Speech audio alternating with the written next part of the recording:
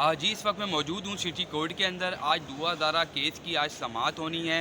दुआ दारा मेहदी काज़मी साहब की जानिब से जो मुकदमा दर्ज किया गया था दुआ दारा के अगवा का, उसकी आज जो है पूरे केस की आज समाअत होनी है।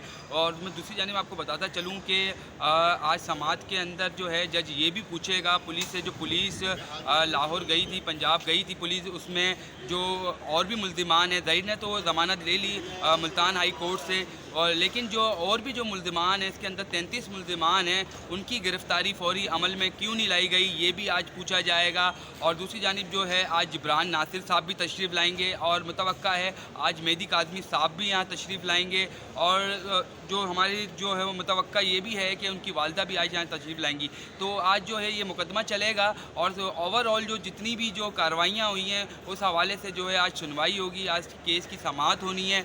और दूसरी जानिब जो है दुआ दारा की जानिब से जो उसका मेडिकल हुआ था, उसके अंदर जो है लड़की माइनर है, बच्ची कमसम बच्ची है, उसकी एज के हवाले से जो रिपोर्टें दी गई थी। और ओवरऑल जितनी भी जो है आज जो पेशरफ्त हुई है पुलिस के हवाले से,